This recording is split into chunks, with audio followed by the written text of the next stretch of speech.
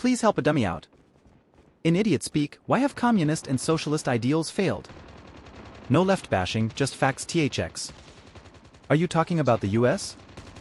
A lot of Euro countries have done well with funded healthcare services etc. even though it's not perfect by any means. But US is special in its disdain for handouts. Now we have to get the terms right though. Because I wouldn't call European countries a communist or it's socialist. I'm in the UK but our NHS is desperately failing and hugely underfunded, as are our other public services. Youth centers and children's centers are gone, the cost of living has skyrocketed and food banks are overstretched to unsustainable breaking points. There's a lack of social housing as so much of it was sold off and homelessness is rife whilst private landlords are able to get away with inhumane treatment of their tenants. The rich are sitting pretty while there are children in the lower classes being diagnosed with Victorian malnutrition illnesses such as scurvy and rickets. I just don't understand how this can be right, and there must be fundamentals of socialism and communism that are functional and would help, but every time I look into it further I drown in the complexity and don't get any further in understanding. I'll give it a shot. I'd say there are two basic reasons. The first is adversarial. Capitalism is a system that's easy to get into and hard to get out of, because the system creates a class of people who have a vested interest in keeping it going. And aside from the 1%, there's a huge group of people who are reactionaries. I think reactionary is a great word, much better than traditionalist or conservative, because it sums up the position perfectly. Anything that produces positive change, they react against. Anything bad produced by capitalism, they react by blaming it on phantom enemies, black, welfare queens, immigrants, Jewish, feminists, transgender people, etc. Even when they're not economically insecure at all, this scapegoat mentality is still marketed to them and appealing to them. The reactionary position has huge access to capital flows to reproduce their message and ideology. All major media and social media companies are, of course, on the side of capital, which means they're quasi-neutral politically, but will play any side or favor any political position that increases their bottom line on the balance sheet. The other reason comes down to various knowledge problems. Most people don't want to get involved in the stress and conflict of political life. They'd rather not think about it, or think about it only in small amounts. Leftists, in this environment, tend to be unusual because they want to participate more, and sometimes assume that everyone should care more like they care, and get angry and dispirited when they aren't. Older leftists are typically wiser about human behavior and know how to persuade a wide range of people. But because we have so much generational segregation in this country, every leftist generation kind of reproduces itself along the college/presidential four-year cycle, and a lot of the useful on-the-ground knowledge doesn't get transmitted between generations. Another knowledge problem is knowing who to trust as a leader. If you read Stalin's writings, some of them are quite relatable and compassionate. But when he came into power, he acted as an incompetent monster and killed millions. People lie all the time, people change all the time. This is a widely realized problem on the left, and there's been a century of trying to work out solutions. One is to fine-tune hierarchical systems that check and weed out potential Stalins. Another, that anarchists subscribe to, is to build systems from the ground up that aren't hierarchical at all. Both of these approaches are difficult to implement and limit the spread of leftist ideas, in contrast with reactionary ideas, which are dead simple and have no ethical dimension at all. But at least there are plenty of leftists trying and getting things done in the meantime. And finally, there are some groups out there, radical orthodox MLs/MLMs, who refuse to admit the problem exists at all. Stalin was a great guy, all those other leftists are nasty and have liberal cooties, etc., and they form little culty groups who hand out newspapers at protests until they fall apart when the male leader gets a horrific sex abuse publicized.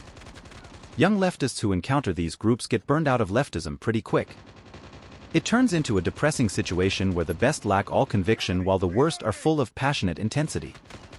Sadly, where I am from in the Eastern Europe, brutal majority of socialists or communists you will encounter will be the kind you're talking about in your last paragraph.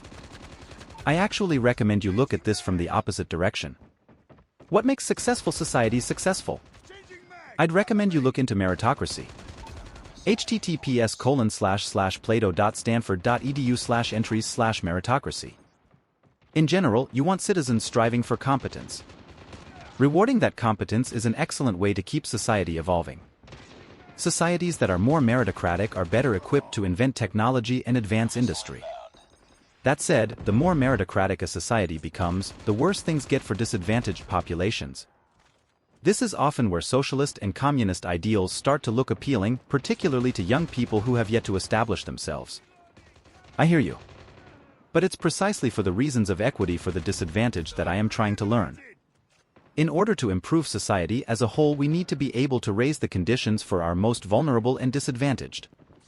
Meritocracy is a myth, though. People with the wealth and privilege to obtain education are the ones who display merit. As long as there's a wealth gap, there is no meritocracy. Communism and socialism works on a small scale.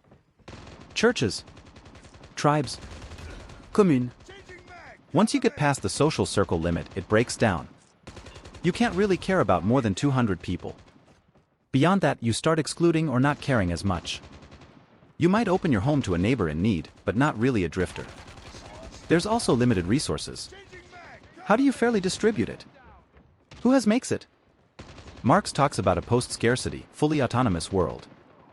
In a world where there is no want and no need to work, communist/socialism can happen. We can see how that happens in Star Trek.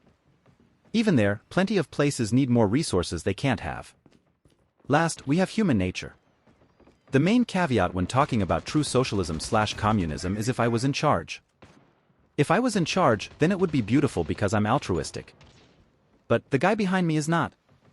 And now I'm dead. Many people aren't that altruistic. There would need to be a way to make sure that the leadership is good. That's hard. Almost impossible. The people who want power would abuse it.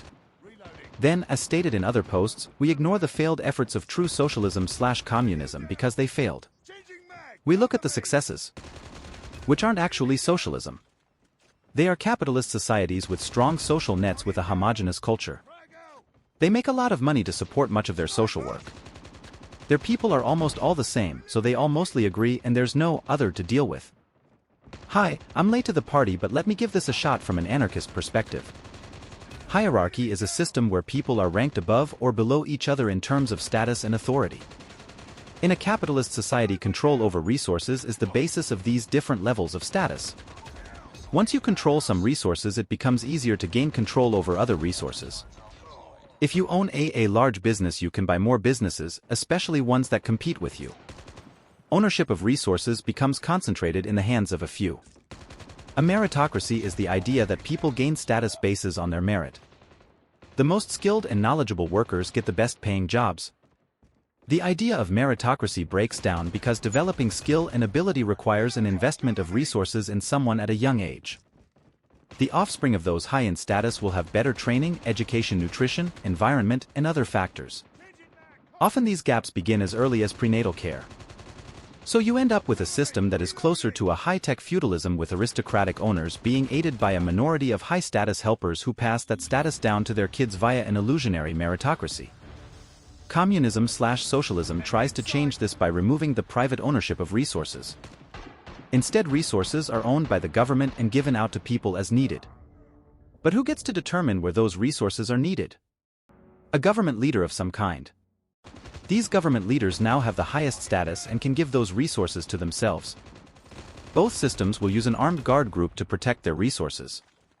These guards can use violence to get the job done. These guards are typically loyal to the people who control the resources. In many capitalist countries, the rich people don't officially control the guards, but they clearly have a very different relationship with them than lower status people. The ownership class will struggle against each other to control more resources, but they usually can't call on the armed guards to eliminate their rivals, at least not if those rivals have the same level of status. In a communist country, the armed guards and the resources are all controlled by the same people. People with the highest status absolutely can call on the armed guards to eliminate their rivals. Thus, power begins to be based on who has the most control over the armed guards. This can turn into a situation where the people in charge maintain control solely through violence. Immoral, violent people can take over a system from within quite quickly by killing their rivals, or well-meaning government leaders can watch for such people and stop them before they take power. This is why communist countries often turn into dictatorships. Capitalist countries are less likely to turn into dictatorships because the owners at the top don't use violence against each other, only against people of much lower status. Instead, they use the illusion of meritocracy to keep people loyal, letting people believe that anyone could rise to become one of the elite owner class, even though that's incredibly difficult.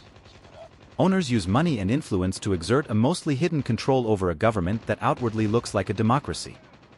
People get upset at the government leaders who are constantly changing instead of getting upset at the owners who control everything else. Because communism is younger than capitalism, it is at a disadvantage. Capitalist countries outnumber communist countries by a wide margin and historically would not trade with communist countries. This meant that if a communist country was short on some resources, like if bad weather made them have less food to harvest, they couldn't easily trade for it. This meant that communist countries were much more vulnerable to these things and made it very difficult to recover. If a disease killed all their livestock, they couldn't just trade for meat from somewhere else, they would just not have any meat. This changed when the US started trading with China. China is now very strong and stable because they have access to business partners all across the world. When Russians stopped being communist, their leaders quickly turned into capitalists. The same people were in charge for the most part, but now they are private owners. The people who were poor during the Soviet era are now still poor, and in many cases are far more poor today. As an older US Democrat, a bit left of center, the issue for me is the need for competition. Fundamentally, I believe in competition, and I don't understand how competition works in a communist or purely socialist system. Take universal health care. How do you drive prices competitively down and research incentives up? If through government control, at best that's a recipe for corruption. So I guess I'm indoctrinated in the fundamentals of capitalism, though I believe capitalism must be balanced by socialistic systems like welfare, monopoly control, some base of guaranteed healthcare, guaranteed housing, and probably some level of UBI in the next 20 years, given excessive automation. In other words, the downside of capitalism is it's fundamentally unfair, and so must have a very strong safety net and must be managed to maintain balance. Amusingly, basically every single drug discovered in the last few decades can be directly tied to government funding rather than private companies competing. Including, recently, the COVID vaccine. First off, don't conflate socialism and communism. They are not the same thing. Which socialist theory do you want to go with? The ancient Greeks? The late medieval period? The Reformation? The Enlightenment?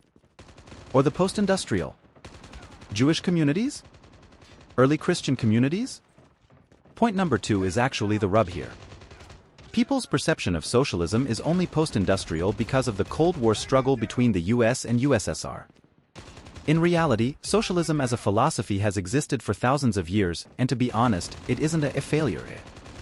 Democracy has a grounding in socialism, for the common good, for the common defense, e pluribus unum. The Enlightenment has a grounding in socialism, we are all equal. We all have inalienable rights. These are social-adjacent ideals, and thus also socialist-adjacent ideals. You can't have the post-industrial version of socialism when there's monarchs. Why? Because the monarchs own everything, not corporations. But the opposition to monarchs and the breaking of their monopoly on power was socialist in nature, even if not in name. Even capitalism's roots has an element of socialism to it. Trading ships were expensive, so a wealthy person likely has only enough money to build one or two, and if one is lost in a storm, there goes your entire livelihood and assets. However, what if you could pool your money together with other people and have collective ownership of shares of an entire fleet?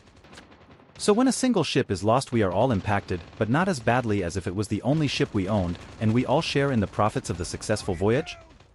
That's a corporation stock share concept that is really where capitalism's roots come from. What is that if not socialist in nature? You socialize the gains/losses amongst the shareholders.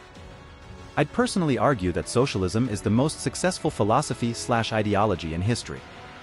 It's just you have to focus on the understanding of the philosophy, not the Cold War misrepresentation of it.